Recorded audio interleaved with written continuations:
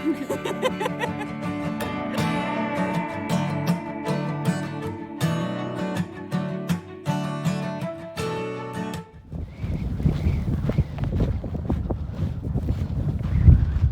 guys, it's Cheer, and welcome to What I Wish I Knew Before Hiking the CDT.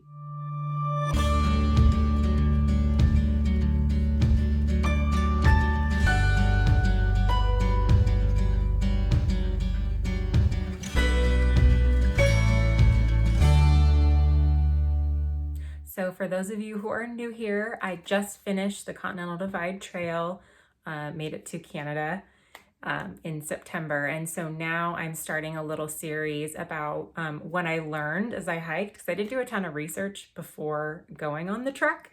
And so, of course, I learned a lot while hiking, and I've compiled some things that I wish I knew before hiking. So I'm going to go over seclusion today. So before hiking the CDT, I did know that this trail out of the big three, the Pacific Crest Trail, the Appalachian Trail, and then the Continental Divide Trail, this is the most secluded. Just most people who do even a little bit of research find that out. So I did know going in that it would be a little bit more secluded, but I didn't realize how secluded it would be, especially in certain areas. So I ended up hiking with a trail family member pretty much the whole way. So I wasn't actually hiking solo, but we both experienced seclusion. And, you know, after a while, hiking with the same person, it's kind of nice to see other people around. So we both experienced seclusion in our own ways, even though we weren't necessarily hiking solo.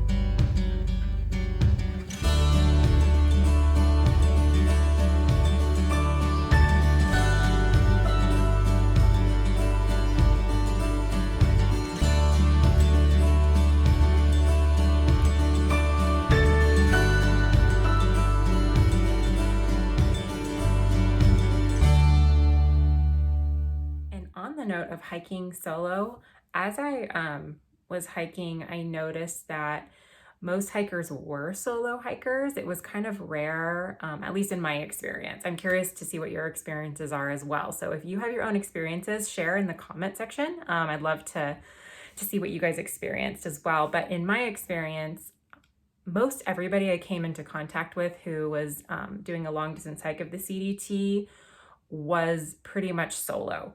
So it was rare to see trail families like me and my friend Snickers, and later on our friend Stevie Wonder joined us as well, all trail family members from the Pacific Crest Trail, which I hiked in 2019. So I did notice that it was a very, very solo trail, whereas I've never hiked the Appalachian Trail. I'm going to be doing that next year, so that'll be an experience in itself. But on the Pacific Crest Trail, a lot of people, especially in certain areas like the Sierra section, banded together in trail families. So trail families are a lot more common on the Pacific Crest Trail, and it's also a more highly trafficked trail as well. So the CDT is less trafficked, although every year there's more and more hikers getting on. And yeah, it was just interesting to see kind of the trend of how hikers hiked. It was, even though, you know, sometimes we would see people, usually in town, most hikers would kind of venture out solo. So it is a very, just like, you know, maybe if you've done research, you've heard that it's a secluded trail. It's also a very solo trail from what I saw.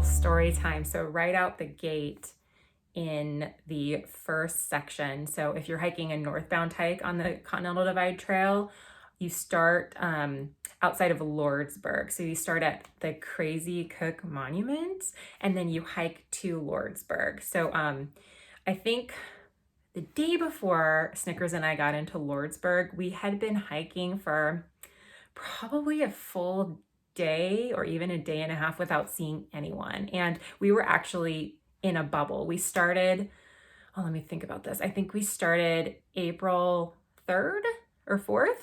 I have to remember back now. Seems like a long time ago. But we started in a little bubble. It's before the main bubble. So the main bubble is about a week or two after that. But we did start in an early bubble, I guess you could say. And so we started, around quite a few people, but actually hiking on trail, like we hardly saw anybody. And this was kind of a trend throughout the trail. So we would hike, we wouldn't really see many people on trail until we got into town. And then in town, that's where everybody congregated. And then everybody would kind of leave at their own times out of town. And then it was kind of that trend over and over again where we wouldn't see anybody. And then in town, we'd see people over and over again. So it was very fun to be in town because we got to kind of reunite with the people we've seen in towns previously. But so back to my story. Snickers and I were just outside of getting to Lordsburg in the first stretch, which was pretty brutal. And I'm going to go over more of that, what I wish I knew, hiking from Crazy Cook to Lordsburg, but that's for another video. So we were a day outside of getting into Lordsburg. And like I said, Snickers and I did not see anybody for like a day and a half. And so we set up our tents and it got dark. It was about 9 p.m., I think, or 9:30 p.m. And I didn't have my rain fly on my tent so I could see the stars and everything. And Snickers kind of had his door open so he could kind of see the stars. And I was like getting ready for bed and I saw this light coming towards us. So I was like, oh, that must be a headlamp. So I was like, Snickers, somebody's coming. So we got all excited because we were like sick of each other.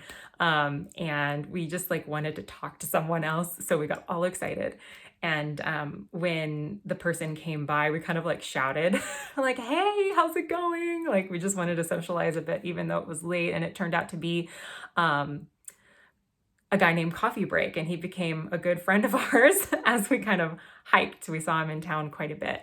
And we've kept in contact with him. And so he was cruising to get to the next water source or water cache, because it's in that first stretch is very dry. And so there are water caches along the way that you can arrange for. So he was like booking it to the next water cache. But it seemed like he didn't want to stop at first, but we were like trying to make conversation with him because we just like wanted to socialize with somebody. So anyway, that's just kind of a little funny story of our first stretch. And that just kind of was the trend as we hiked.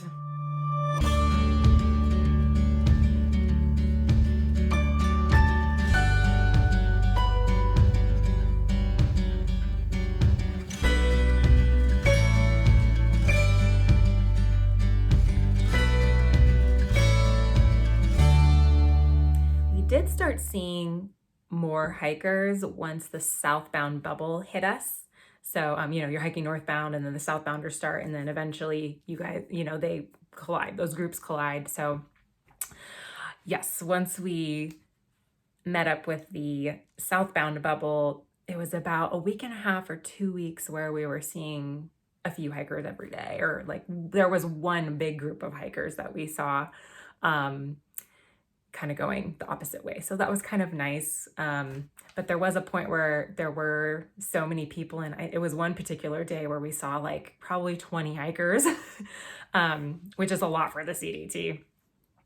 And, we're trying to make miles as well. So we were stopping to talk to every single person. And then eventually we were just like, hey, kept going. So, you got to make miles too. It's nice to have a balance of socializing and making miles. So the Sobo bubble was kind of a nice change up from the Seclusion on trail. And then in Glacier, we seemed to have a northbound bubble going right before Canada. So it was nice in those areas to kind of see hikers on trail. But otherwise, it was pretty desolate and pretty secluded.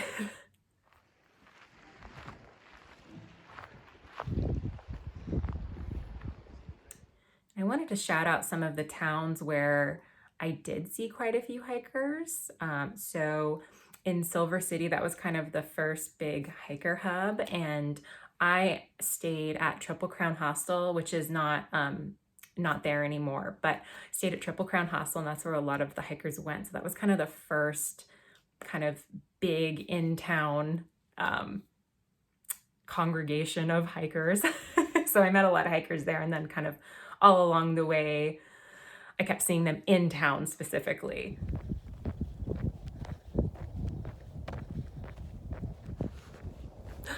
Okay, day 9, road walk into Silver City. You can see we're on the 180 right now.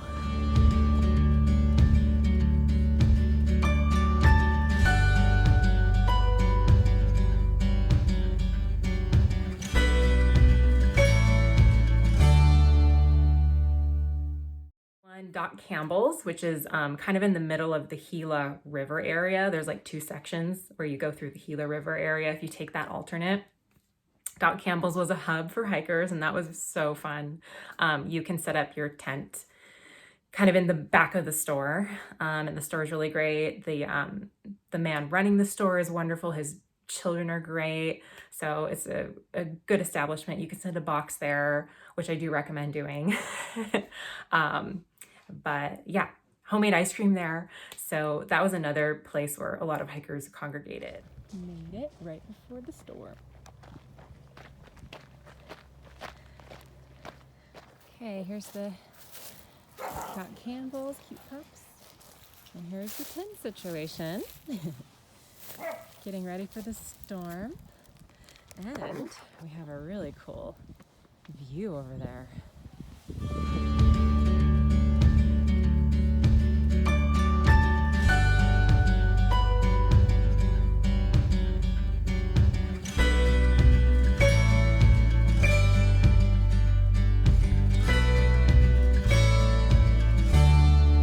House also, this is all in New Mexico so far. Toaster House is another hostel where hikers go. That's kind of the main place hikers go in Pie Town. So that was another hub, and there's a kitchen, there's bunk beds if you're lucky enough to get a bunk bed.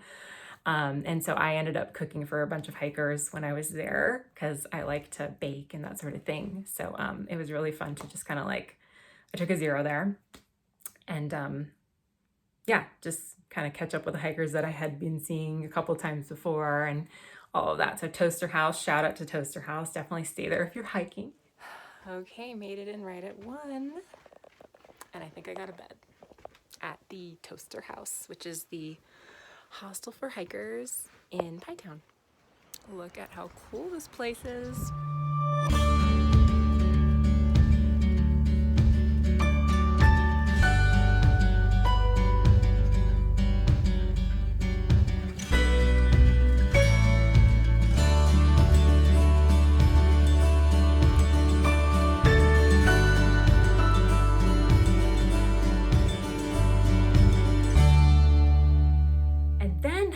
In towns, there wasn't, like, I didn't really see a ton of hikers, but Montana, like I was saying, with the northbounders going, there was kind of a congregation in northern Montana. So in Glacier, Mini Glacier, which is right before you get to it's like the stretch before you get to the terminus. There's a backcountry campsite where there were a lot of hikers. So that's where all the long distance hikers go, into like this one site. And then before that, East Glacier was a really great place too. Looking Glass Hostel was wonderful. And that's where I think most hikers stay there. So that's where everybody congregated before and after the border, because that's kind of one of the kind of bigger towns. It's not even that big, but it's like kind of a staging area before getting to the terminus, and then after you get to the terminus, you can go back and stay there and then be on your way home. So yeah, those are the main areas where I noticed that I saw kind of a group of long distance hikers, but otherwise I didn't see many at all. So I knew it was going to be secluded, like I said, but I didn't know the extent of that, especially on trail specifically, because I was so used to the PCT where you would see, for sure, you would see people every day, or usually. There was a section in NorCal where my trail family member Calzone and I went for like maybe 2 days max without seeing anybody, but otherwise every single day. So it was definitely different than the Pacific Crest Trail. So definitely, I would love to hear what you guys have to say and what your experiences were with the CDT and seclusion. I know some people hike that trail specifically for seclusion. So if you're thinking about hiking one of the big 3 trails, the CDT is definitely for you. If you want seclusion.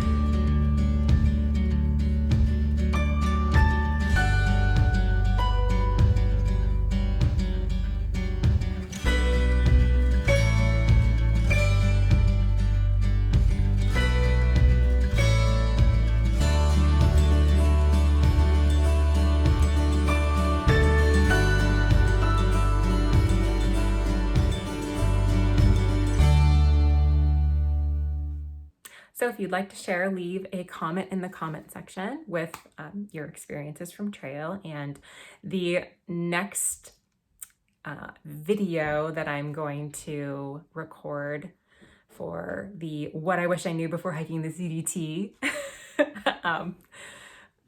series, I guess you could call it, is bear spray. So I did not know much about bear spray at all until I got into Wyoming. I started learning more about it, when you need it, like what sections you need it for, do you need it the whole way, and that sort of thing. Did anybody use it? So the next video in this series will be about bear spray. So stay tuned for that. Yes. There we go. Pick us up.